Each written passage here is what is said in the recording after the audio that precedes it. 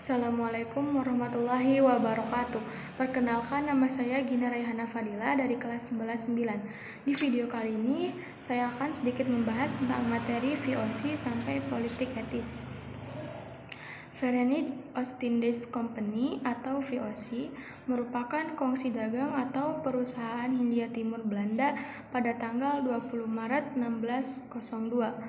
VOC sendiri adalah persekutuan dagang asal Belanda yang memonopoli aktivitas perdagangan di Asia. Pembubaran VOC resmi dibubarkan pada 31 Desember 1878, tetapi kolonialisme dan imperialismenya tetap berlanjut di Indonesia di bawah pemerintahan Republik Batak. Republik Batak sendiri dibentuk setelah invasi Perancis ke Belanda pada tahun 1795. Louis Napoleon memimpin Republik Batak dan Herman Willem Daendels diangkat sebagai Gubernur Jenderal di Indonesia. Kebijakan Daendels menerapkan kebijakan pertahanan, membangun jalan raya, dan mengubah struktur sosial dan ekonomi. Namun, kebijakan-kebijakan ini menyebabkan penderitaan dan kemiskinan bagi rakyat Indonesia. Perubahan politik dan pemerintahan Daendels mengubah administrasi, peradilan, dan pemerintahan kolonial, menjual tanah kepada swasta dan mengenakan pajak untuk memperbaiki keuangan Belanda. Lalu pertahanan terhadap Inggrisnya meningkatkan pertahanan Jawa dari serangan Inggris dengan membangun pasukan, benteng, dan jalan raya. Namun upaya ini juga memunculkan kontroversi dan penderitaan bagi rakyat. Pergantian gubernur, Daendels digantikan oleh Jenderal Jan Willem Janssens yang tidak dapat menghentikan serangan Inggris. Batavia jatuh ke tangan Inggris pada tahun 1811 dan Belanda menyerahkan Jawa kepada Inggris melalui Perjanjian Tuntang, kekuasaan Inggris di Indonesia. Perjanjian Tuntang ini terjadi pada tahun 1811 sampai 1816. Inggris menguasai Indonesia setelah menandatangani Perjanjian Tuntang pada 18 September 1811. Lord Minto menunjuk Thomas Stamford Raffles sebagai penguasa Inggris di Indonesia. Kebijakan Raffles tahun 1811 sampai 1816 itu membangun hubungan baik dengan penguasa lokal yang anti Belanda.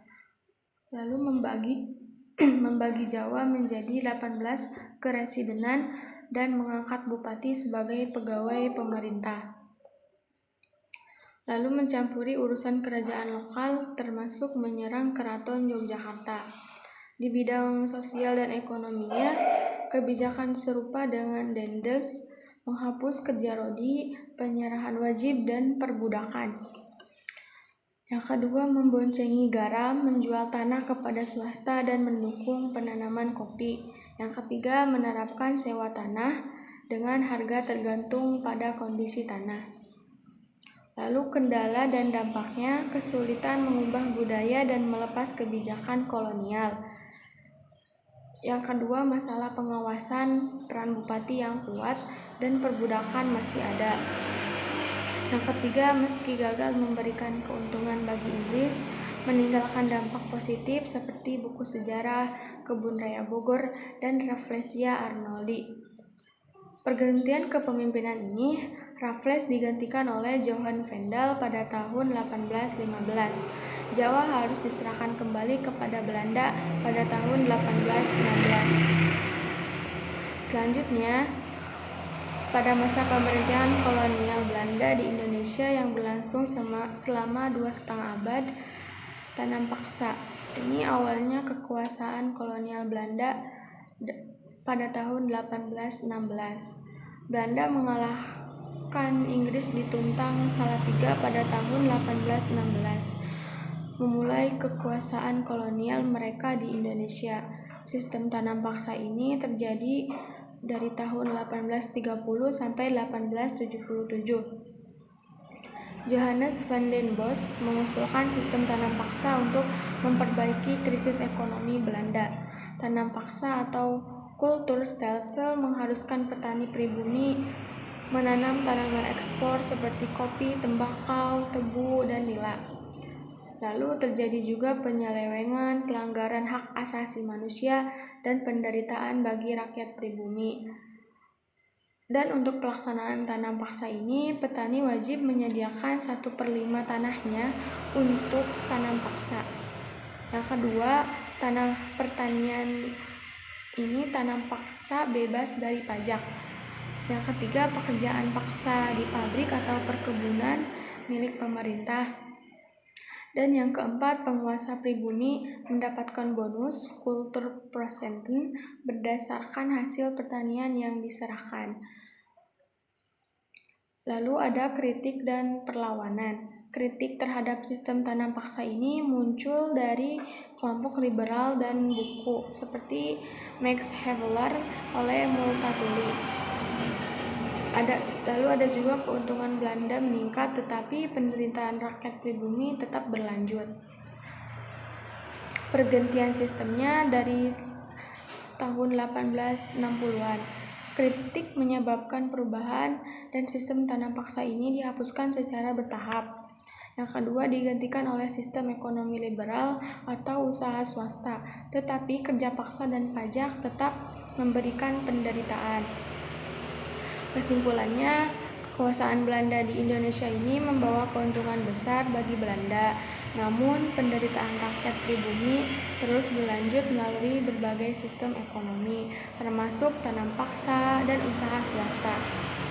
Politik pintu terbuka. Nah, politik pintu terbuka itu kebijakan politik perekonomian Indonesia dibuka untuk pihak swasta, diterapkan oleh pemerintah kolonial Belanda. Latar belakangnya itu, yang pertama, penyimpangan sistem tanam paksa yang menyebabkan penderitaan. Yang kedua, berkembangnya paham liberalisme setelah Revolusi Prancis. Yang ketiga, kemenangan kaum liberal di Parlemen Belanda. Yang keempatnya, keinginan pengusaha Belanda menanamkan modal di Indonesia. Yang kelimanya, dampak Traktat Sumatera 1871 memberikan kebebasan dan kewenangan bagi pihak swasta. Untuk pelaksanaan politik pintu terbuka ini terjadi pada tahun 1870. Sistem tanam paksa dihapuskan, lalu ekonomi diserahkan kepada pihak swasta. Investor asing masuk dari Belanda, Eropa, dan Cina. Pemerintahan kolonialnya berperan sebagai pengawas dan penyedia fasilitas. Lalu ada Undang-Undang Agraria dan Undang-Undang Gula mengatur pertahanan dan perusahaan gula. Dan untuk perkebunan dan infrastrukturnya, berkembangnya perkebunan tembakau, tebu, kina, karet, kelapa, sawi, dan teh di berbagai wilayah. Investor membangun infrastruktur seperti jalan raya, irigasi, jalur kereta api, dan jembatan. Ordinansi mengatur hubungan majikan dan kuli kontrak cenderung berpihak kepada majikan. Lalu apa sih dampak politik pintu terbuka itu? Dampaknya bisa keuntungan besar bagi Belanda, terutama kaum swasta. Dan ekspor hasil tanah jajahan meningkat. Lalu pengaruh buruk pada penduduk pribuminya, kemiskinan, menurunnya konsumsi bahan makanan, kehilangan pekerjaan, dan hukuman berat.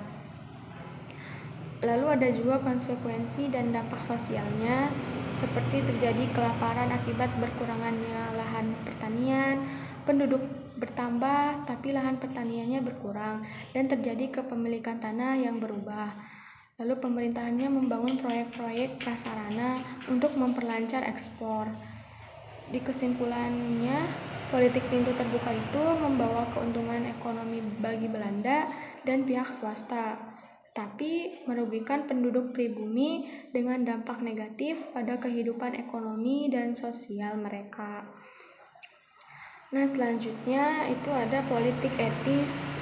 Politik etis itu politik balas budi, dicetuskan oleh Theodore van Deventer sebagai respon terhadap kemakmuran Belanda yang berasal dari kekayaan alam Indonesia.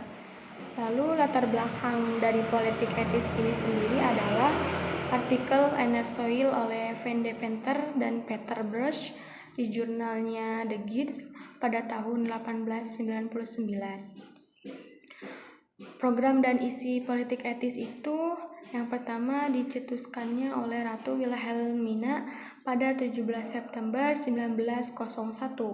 Programnya itu yang pertama ada edukasi atau pendidikan barat, meningkatkan kesetaraan dan emansipasi. Yang kedua, irigasi atau pengairan, guna membangun saluran irigasi dan sarana pertanian. Yang ketiga, ada subsidi untuk industri dan kerajinan bumi. Yang keempat, ada imigrasi, pindah penduduk keluar Jawa, terutama ke Suriname. Penyimpangan dari penerapan politik etis ini sendiri, diskriminasi dalam pendidikan, terbatasnya pada orang-orang tertentu. Irigasinya fokus pada perkebunan Belanda. Lalu imigrasinya bukan untuk meratakan penduduk, tetapi untuk memenuhi tenaga kerja di perkebunan Belanda. Lalu dampaknya dan kelanjutan politik etis ini bagi pendidikan, berdirinya sekolah-sekolah, munculnya kaum terpelajar. Bagi sarana dan prasarana pertaniannya, saluran air, waduk, dan transportasi tersedia. Kaum terpelajar dan pergerakan nasionalnya, contohnya Dr. Sutomo mendirikan Budi Utomo. Lalu di bidang pemerataan penduduk dan kesadaran bangsanya, meningkatkan hak-hak bangsa Indonesia. Kesimpulan dari politik ini sendiri memberikan dampak positif seperti pembangunan infrastruktur dan peningkatan pendidikan, tetapi terdapat penyimpangan dan kritik terhadap implementasinya. Baik, sekian dari materi saya kali ini. Ditutup. Wassalamualaikum warahmatullahi wabarakatuh.